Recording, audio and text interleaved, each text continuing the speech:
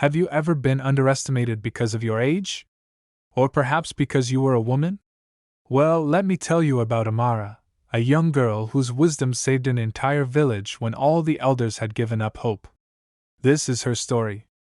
This tale comes from the rich storytelling traditions of West Africa, particularly cherished among the Akan peoples. For centuries, stories like these were shared under the moonlight, passed down from grandmothers to granddaughters, reminding communities that wisdom doesn't always come with age or status, and that intelligence can be found in the most unexpected places. In many African cultures, young women were often the unsung heroes of their communities, using their wit and observation to solve problems that brute strength never could. This is one such story. Long ago, in a time when the land was green and the rivers ran clear, there lived a village that was about to face its greatest challenge. In the heart of the savannah stood a prosperous village called Kwame. The people of Kwame were farmers and traders, known throughout the region for their beautiful pottery and woven cloth.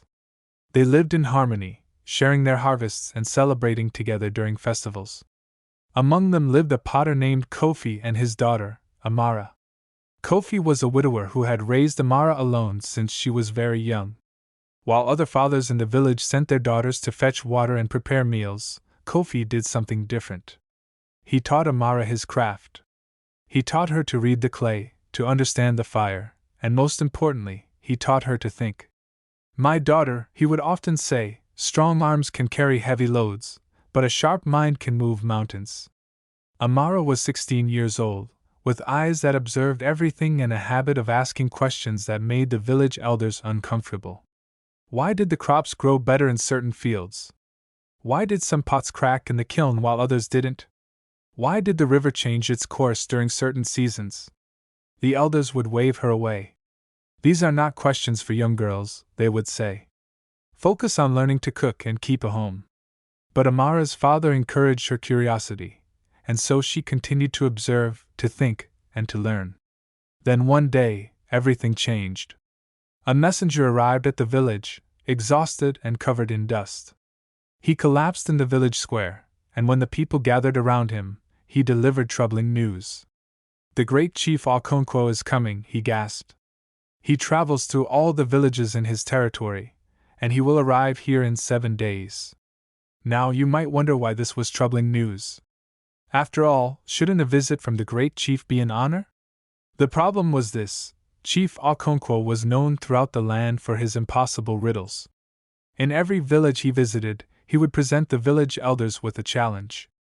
If they solved it, he would reward them generously with cattle, gold, and protection. But if they failed, he would impose a crushing tax on the village, taking half of everything they produced for the next 3 years. Village after village had failed his challenges. Families had been ruined. Communities had been torn apart by poverty. The village of Kwame fell into despair. The council of elders met every day, their faces growing more worried with each passing hour. Chief Elder Mensa called the village together. "We must prepare," he announced.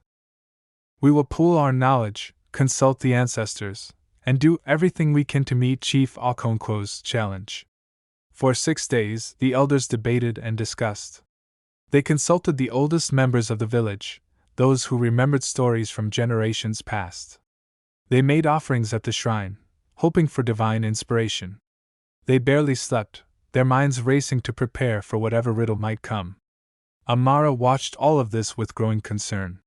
She noticed how the elders were so consumed with worry that they were forgetting to prepare in practical ways. The village square where the chief would be received was not cleaned. No food was being prepared for the chief's entourage. The children were running wild because their parents were too distracted to care for them. On the evening of the 6th day, Amara approached her father.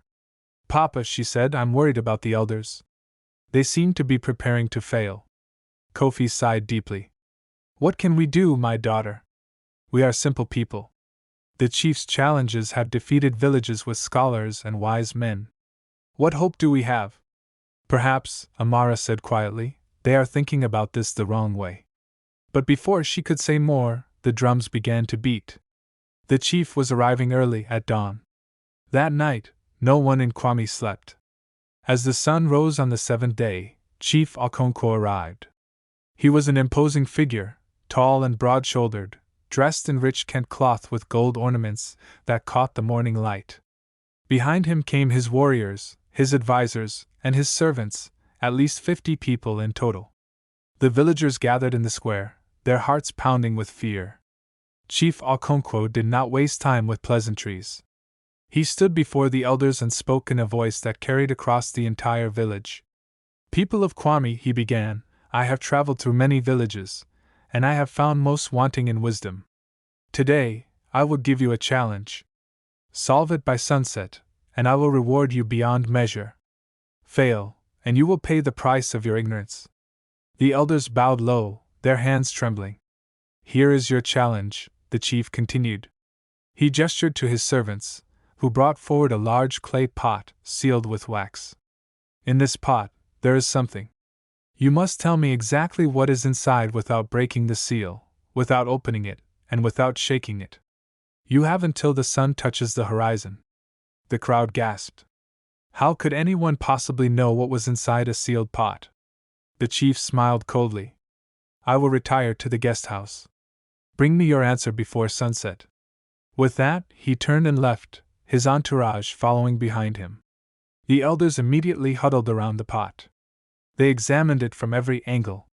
They held their ears close to it, hoping to hear something. They debated frantically. "Perhaps it's grain," one suggested. "No, it might be water," said another. "Could it be gold?" a third wondered. "Or maybe it's empty, and this is a trick," another exclaimed. The arguments grew heated. Hours passed, and they were no closer to an answer. Some elders suggested they should just guess and hope for the best. Others wanted to consult a diviner. A few even whispered about running away before sunset. Amara stood at the edge of the crowd, watching and thinking. She studied the pot carefully. She observed how the chief's servants had handled it, how they had placed it down. She noticed something that no one else had seen. Finally, she approached the circle of elders. "Excuse me, honored elders," she said respectfully.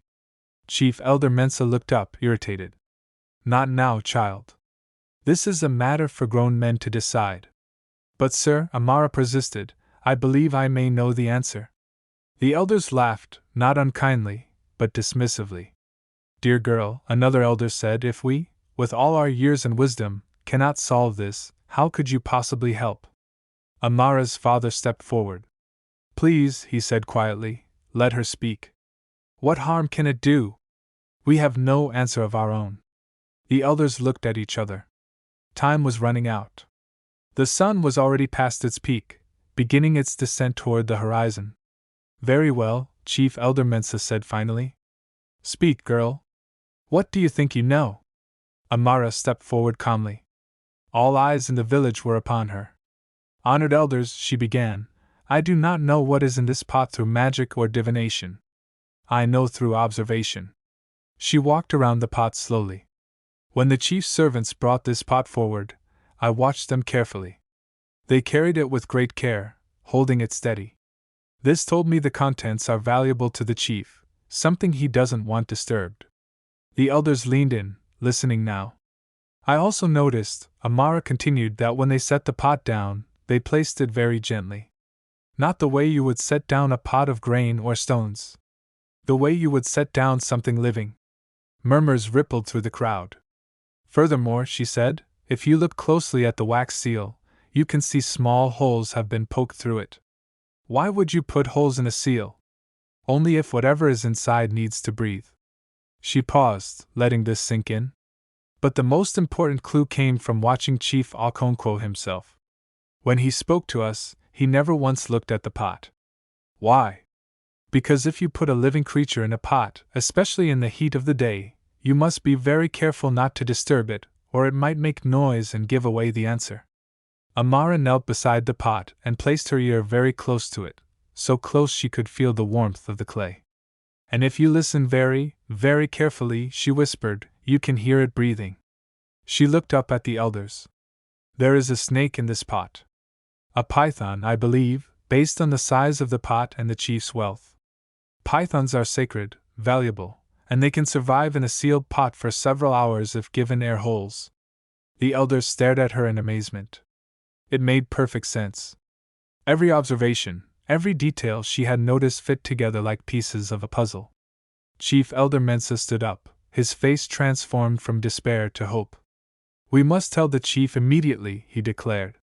As the sun hung low in the sky, turning the world golden, the elders approached the guest house where Chief Okonkwo waited. Amara walked with them, though some had suggested she should stay behind. No, her father had said firmly. She found the answer. She deserves to present it. Chief Okonkwo sat in a chair beneath a canopy, his expression unreadable. He had clearly expected the villagers to fail, just as all the others had. "Well?" he asked. "Have you come to admit defeat, or do you have an answer for me?" Chief Elder Mensa stepped forward, but then, with a gesture of respect, he moved aside and let Amara come to the front. The chief's eyebrows rose in surprise. "A child?" he said. "You send a child to answer a chief's challenge?" "Not just a child, great chief," Mensa replied. "A daughter of Kwame, whose wisdom has exceeded our own." Amara bowed respectfully. Then, clearly and confidently, she explained everything she had observed, every detail she had noticed, and her conclusion. "There is a python in the pot, great chief," she finished.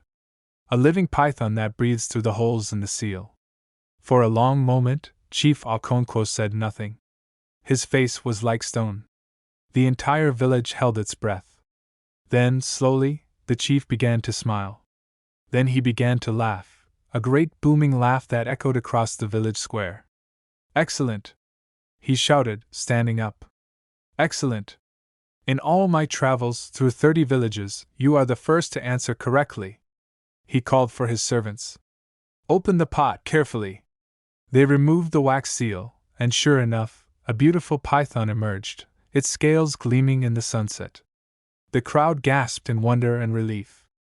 Chief Okonkwo walked over to Amara and placed his hand gently on her head in blessing.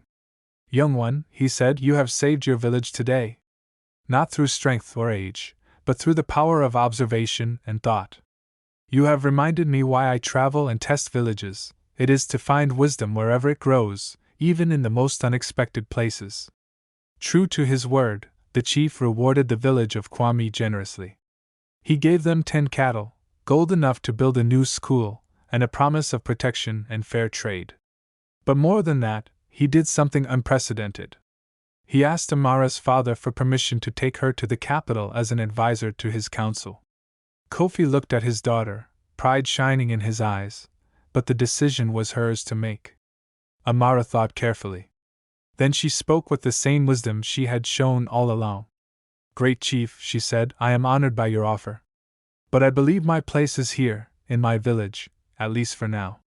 You have many advisors in your capital, but Kwame has few who can teach the young ones, especially the girls, that their minds are as valuable as any man's.